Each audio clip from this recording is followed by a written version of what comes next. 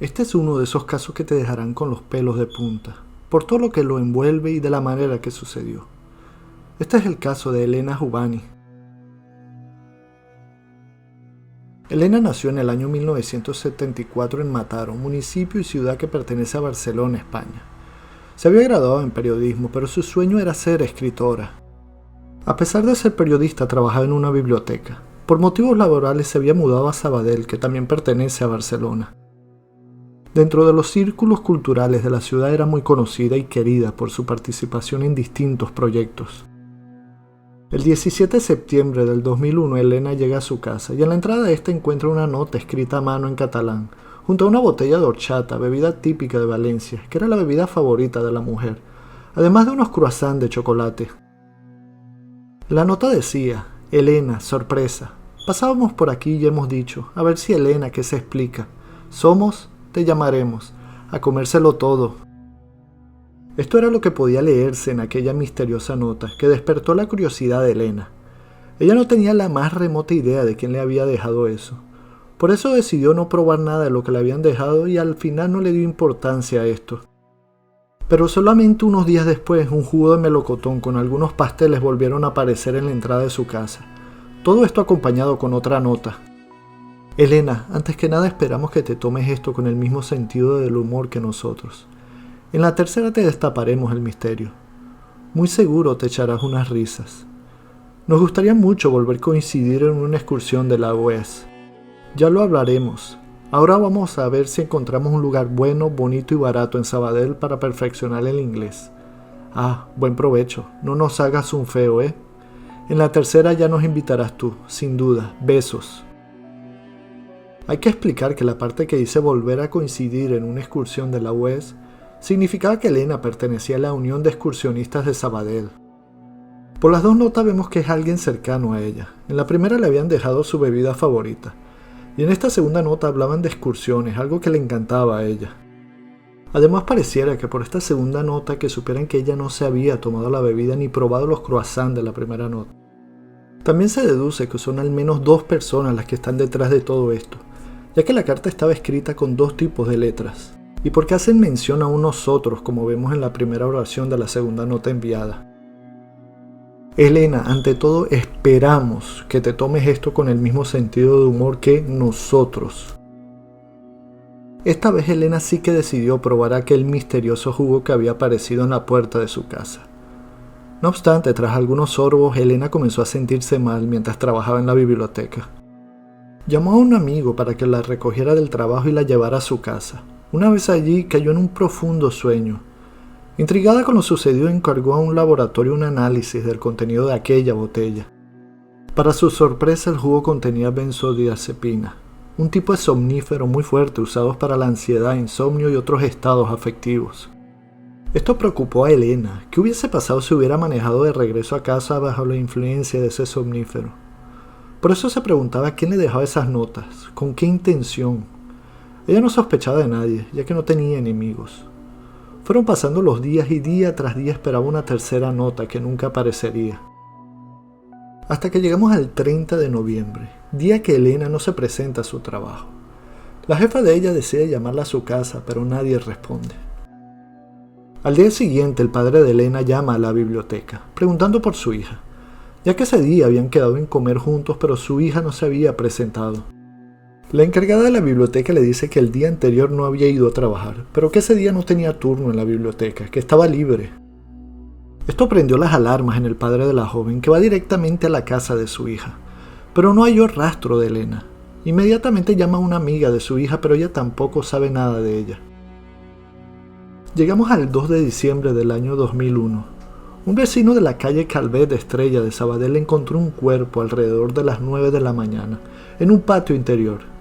Era una chica que estaba semidesnuda. Su cuerpo presentaba quemaduras y por lo que parecía había caído o había sido lanzada desde uno de los pisos.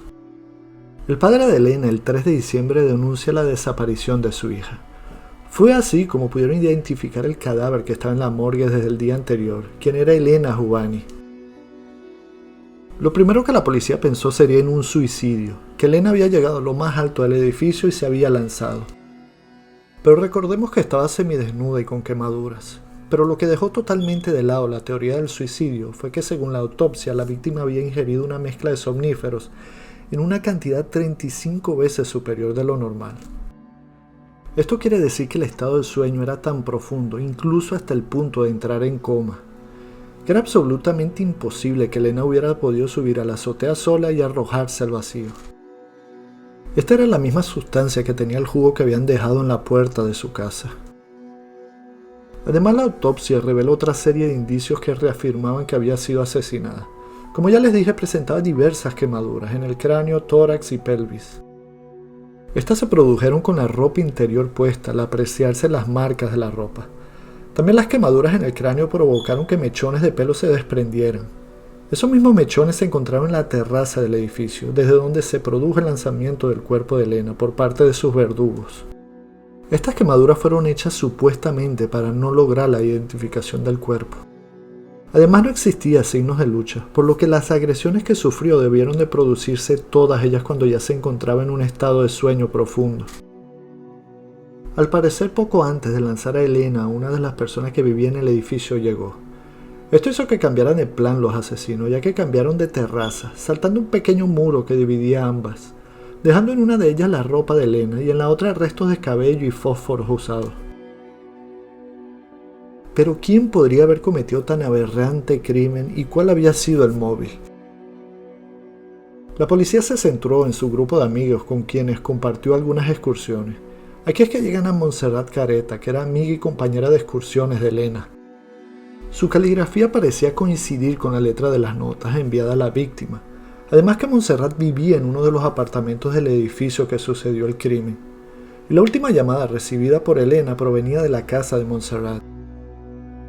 Se investigó la coartada de ella en el día del crimen. El colegio donde ejercía como profesora confirma que había ido a trabajar aquella mañana, pero no por la tarde. Al parecer llamó entre las 2:30 y las 3 de la tarde para avisar que tenía que salir de la ciudad aquella tarde, y le sería imposible dar las clases. Cuando le preguntaron sobre esto, Montserrat reconoció haber mentido, pues no tenía coartada que la situase en la ciudad que supuestamente viajaría.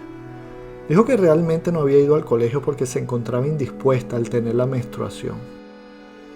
Al registrar la casa de ella encuentran 2 cajas de somníferos, una llena y otra vacía. Además, una caja de fósforo con poco fósforo en su interior, del mismo tipo que habían usado en la azotea. Además, el carro de Elena se encontraba estacionado muy cerca del edificio donde suceden los hechos. La pareja de Montserrat, Santi y la iglesia también se pensaba que tendría algo que ver. Él era abogado, criminólogo, conocía las técnicas de investigación. Aunque varios de los vecinos decían que ya vivía con Montserrat en ese tiempo, él lo negó rotundamente. Él también pertenecía al grupo de excursión. ¿Y cuál era el posible móvil? La policía pensó en un juego de rol que salió mal o de un rito de una secta. Montserrat fue llevada a prisión preventiva, pero poco más de 3 meses después se suicida en el baño de su celda, dejando una nota alegando que ella no era la autora material del crimen. Soy inocente porque no he causado la muerte de Elena, y para ser homicida se tiene que ser ejecutor de una muerte. Me voy con la conciencia tranquila, sin remordimientos, porque no hay motivos para sentirlos. Más al contrario, estoy muy orgullosa de la vida que he labrado. Me voy con la tristeza de dejar la gente que quiero y me quieren. Pienso firmemente que el sufrimiento de mi muerte será más dulce que el sufrimiento de verme presa. Lo curioso es que Santi, siendo abogado, prácticamente se mantuvo distante de su pareja, con una actitud apática, sin defenderla. No hizo nada para demostrar su inocencia. Nunca quiso ser su abogado. Pero eso sí, no quería que ella hablara con nadie, la manipulaba. No dejaba que estuviera sola con su familia, siempre estaba presente. Montserrat, que estaba totalmente enamorada de él, hacía lo que él le decía.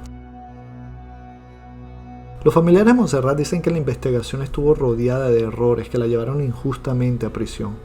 Que los somníferos y fósforos encontrados en su casa ella se hubiese deshecho de ambas pruebas, que la pusieron como la principal sospechosa. No creen que hubiese guardado esas evidencias en su domicilio. Tampoco creen que por la complexión de Montserrat hubiese podido subir ella sola el cuerpo de Elena ya inconsciente hasta la azotea y luego lanzarla al vacío. La familia de Montserrat piensa que Santi tiene algo que ver y que podría él haber sembrado las pruebas para que ella fuera la acusada. La policía sospechó de él y hasta llegó a ser implicado, aunque nunca llegó a prisión por falta de pruebas que le implicasen directamente. No obstante, hubo declaraciones sobre su posible coartada que generaron ciertas dudas. En un principio dijo que había estado en casa de Montserrat la noche del crimen, pero se había regresado a su casa para volver a la mañana siguiente por ella para ir de excursión. Más tarde cambió su declaración y dijo que en realidad Montserrat había pasado la noche con él en su casa. Pero como dije, nunca se consiguieron pruebas para acusarlo formalmente. Los detectives, al hacer un examen más exhaustivo de las notas, se descartó que Montserrat haya escrito alguna de ellas. Esto dejaba todo en cero, aunque la policía creía que ella sabía qué había pasado con Elena, y se lo había llevado a la tumba. Con el pasar de los años, con el caso estancado y archivado, aparece otra persona vinculada al caso, por un disco duro de Elena que en su momento no se analizó. En el disco duro localizaron unos correos de Xavi Jiménez que lo relacionaban con las notas que Elena recibió en la entrada de su casa. Xavi era amigo de Santi y pertenecía al grupo de excursiones. Según varios amigos, siempre estuvo enamorado, obsesionado con Elena, pero ella siempre lo rechazó. Llegó al punto de acosarla. Él admitió que existía una relación de amistad previa con Elena, con diversos encuentros, y que intentó sin éxito pasar una relación íntima con ella, por lo que se produjo un alejamiento entre ambos, y no había pasado más nada. Cada quien había agarrado su rumbo. Se logró demostrar que Xavi escribió parte de las notas, aunque él lo sigue negando. Además tiene una coartada débil, ya que dice que esa noche se quedó en casa de su papá. El padre, ya con casi 90 años de edad y con pérdida de memoria, no puede corroborar esa historia. Él permanece libre y solo tiene la prohibición de salir de España. Para la familia de Elena, entre Xavi y Santi, está el culpable. La familia sigue su lucha para encontrar el culpable y ha pedido al juez que se analice la ropa que usaba Elena ese día, para comprobar si ahora, 21 años después y gracias a las más modernas técnicas en recogida de muestras de ADN, es posible detectar algún resto biológico de los culpables. Para muchos, Santi es el primer sospechoso. Para otros, Xavi, dolido por el rechace, es el culpable. Y hay todavía los que creen que Montserrat sabía algo y prefirió acabar con su vida antes que contarlo. Hay hasta los que creen que Elena Juvani fue víctima de una secta. Hay muchas preguntas, pero muy pocas respuestas.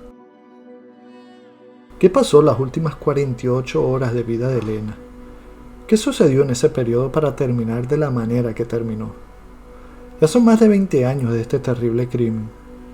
¿Crees que será resuelto este caso o será otro caso que quedará con el enigma de qué fue realmente lo que sucedió? Solo con el tiempo lo sabremos.